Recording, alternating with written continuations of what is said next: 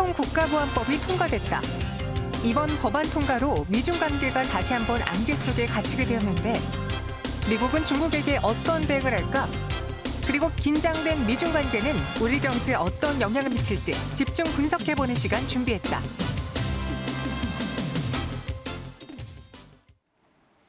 네, 어제 이 시간이었죠. 저희가 홍콩 보안법이 통과될 텐데 시장은 어떻게 반응할지에 대해 전망을 했습니다. 그리고 반대 한 표만 나왔습니다. 거의 만장일치식으로 홍콩 보안법이 통과가 중국 안에서 됐죠. 이에 따른 글로벌 경기 여파 이야기 나눠보도록 할게요. 긴급 진단 시간이고요. 유한타증권 글로벌 인베스트먼트 유동원 본부장과 함께합니다. 안녕하세요. 안녕하십니까. 네, 어제 그 발표가 뻔한 답이 보이긴 했지만 그래도 걱정이 됐고요. 네. 뉴욕 증시가 그래서 좀 불안하긴 했거든요. 어제장 마감하고 최근에 미국의 경제 지표는 어땠는지 그 부분부터 들어볼게요. 네. 자, 우선 왜 경제 지표를 봐야 되냐면 경제 지표가 계속 안 좋게 나오고 있거든요. 네. 그래도 시장이 계속 올라갔었습니다. 맞아요. 네, 그래서 이제 지금 또 홍콩 보안법이 나오니까 또 이게 시장에 어떻게 영향을 미칠지를 좀 이해를 해야 될 것 같습니다. 그래서 우선 경제 지표를 놓고 말씀을 드리면 정말 최악의 최악을 거듭하고 있습니다. 지금 실업률 숫자를 놓고 보면은 지난 4월 달 보시면 14.7%. 근데 여기서 끝나는 게 아니죠. 어저께 그 실업 청구 건수 나왔는데 또 210만. 이거 다 더하면 2천만은 훌쩍 넘어갈 거다. 이런 이 얘기들 정말 이 실업률로 따지자면 20% 실업률 당연할 것 같다. 이런 얘기가 나오고 있습니다. 자, 여기서 또 물가 상승률을 놓고 보면 지금 코로나가 터지기 전까지만 하더라도 2%대 초중반에 숫자가 나온 게 이게 0.3%까지 떨어졌고요. 또한 지금 소매 판매 보시면 마이너스 0.4, 마이너스 8.3, 마이너스 16.4 이런 식의 급격한 하락 추세를 보여주고 있습니다. 어쨌든 경제 지표로 놓고 보면 4월, 5월 달 숫자가 좋을 수가 없을 것 같고요. 네. 결국 2, 4분기에 경제 지표는 정말 최악을 달릴 것 같다라는 생각이 듭니다. 자, 그런데도 불구하고 시장은 상당히 나쁘지 않은 모습을 보여주고 있습니다. 그 이유는 그만큼 부양 정책들이 많이 들어가고 있기 때문에 그렇고요. 또 센티먼트 자체는 주식시장에 대해서는 긍정적으로 들여다보는 그런 상황이 일어나고 있다라고도 말씀드리겠습니다.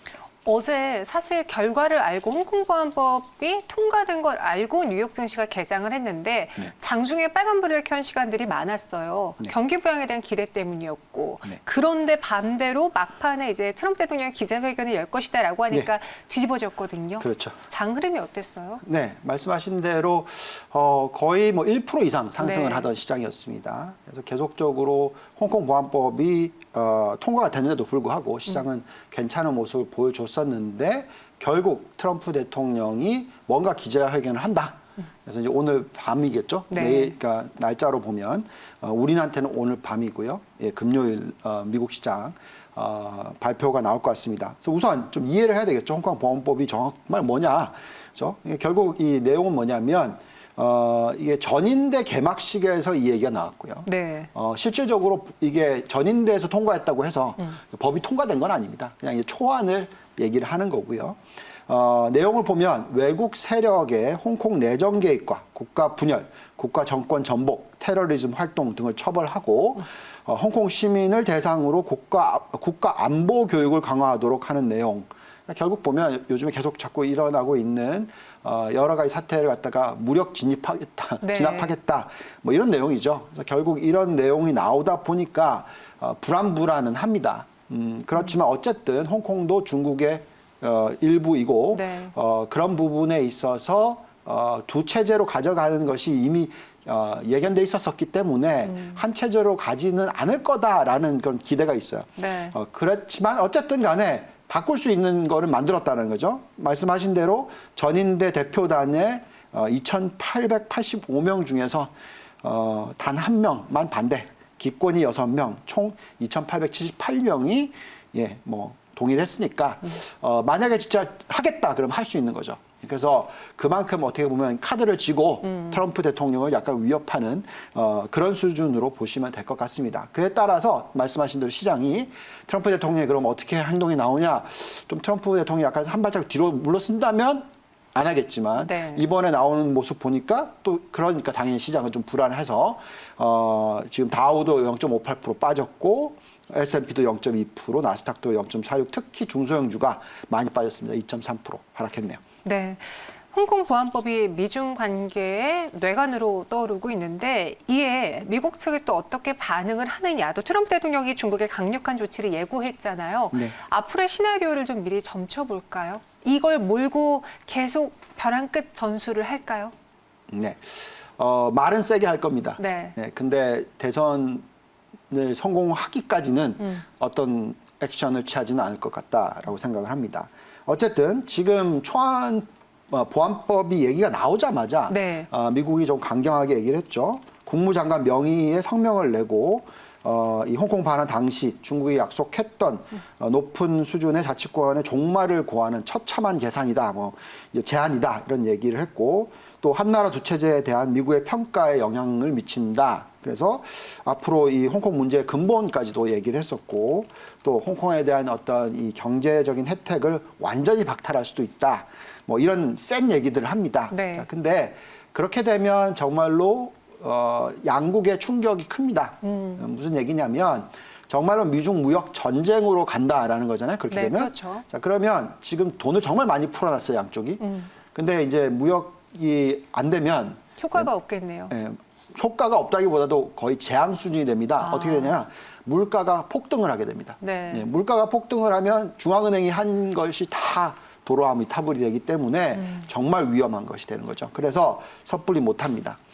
그래서 연말까지, 즉 대선이 일어날 때까지는 이런 말들을 많이 할 수는 있으나 실질적으로 정말 무역 전쟁으로 가는 예를 들어서 관세를 매긴다든지 기억하시겠지만 2018년 4분기 네. 그때 실질적으로 관세를 올리자마자 시장이 박살이 났죠. 맞아요. 그래서 그렇게까지는 안 갈 거다.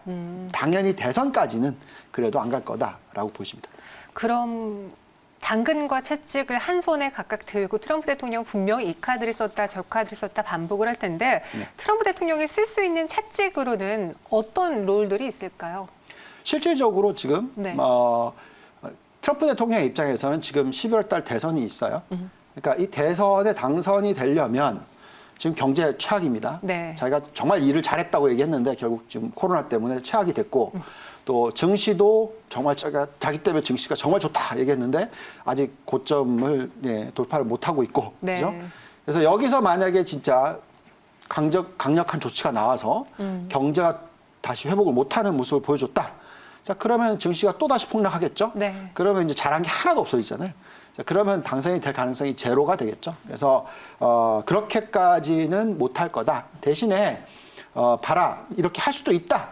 자꾸 이제 중국을 위협을 하는 거죠. 중국 입장에서는 중국도 바보가 아니니까 네. 그래, 그럼 우리도 이렇게 할 수도 있어. 정도로 하지 실질적으로 하지는 않죠. 초안을 내놓고 통과를 시켜놨지만 네. 법안을 시행하는 건 아니잖아요. 그러니까 결국 그런 식의 싸움이 계속될 거다라고 생각이 들고요. 자, 실질적인 부분에 있어서는 오히려 네. 이 무역 협의가 시행되고 있다라고 얘기 나오고 있습니다. 지금 1단계 무역 협의 이행 부분에 있어서 진전이 있다라고 얘기가 나오고 있고요. 네. 미국 농산물 수입 약속을 이행하고 있다. 계속 이어지고 있고요.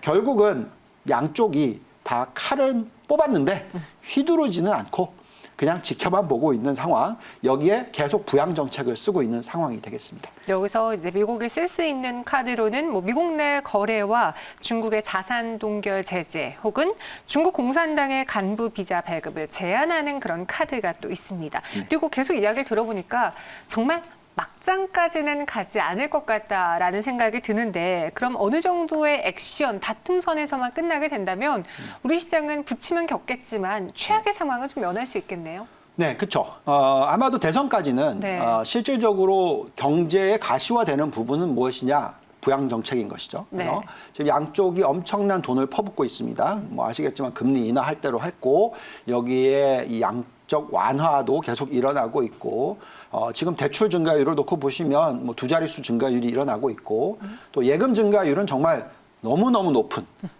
M1 증가율은 미국이 33%대 M2 증가율은 23%대 정말 여태까지 보지 못했던 부양 정책들이 지금 나오고 있습니다. 그래서 결국 무슨 얘기냐면 대선에 성공을 만약에 한다면 트럼프 네. 대통령이 정말 칼을 휘두를 수도 있어요. 아. 왜냐하면 다음에 이제 끝나니까 네. 4년만 더 하면 그래서 정말 자기가 애국심을 가지고 뭐 중국과의 어떤 관계를 어떻게 바꿔야 되겠다라고 한다면 정말 칼을 휘두를 수 있습니다. 근데 지금까지는 그렇게 못할 거고요. 그래서 지금부터 11월 대선까지는 양쪽에 나오는 이 여러 부양 정책이 시장에 어떻게 영향을 미칠지에 대해서 초점을 맞추시고 투자하는 것이 맞는데 지금 보면 중국 양회에서 나온 경제 부양 정책들을 보시면 네. 정말 규모가 어마어마하죠.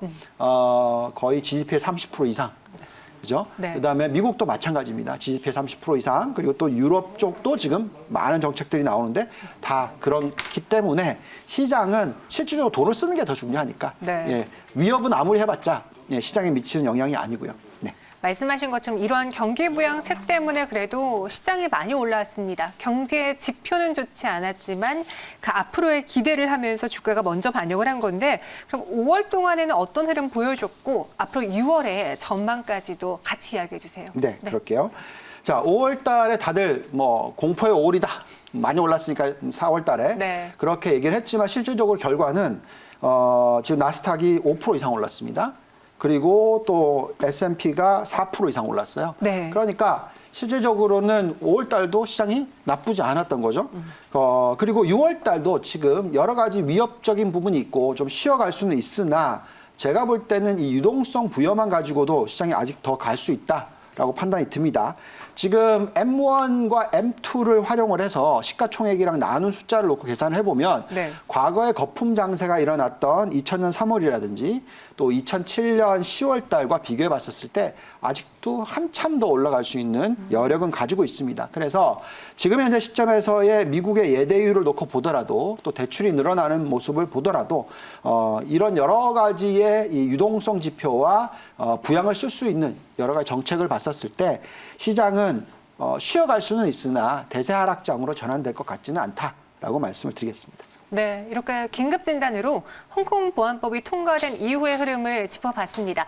양측의 액션은 있을 거예요. 하지만 트럼프 대통령이 재선되기까지 막장 파국으로 치닫지는 않을 것이다. 그리고 6월 장도 최악의 장은 아니고 어느 정도 버텨줄 거다라고 유동훈 본부장님께서 말씀해 주셨고요. 저희는 참고해 볼게요. 오늘 말씀 고맙습니다. 감사합니다.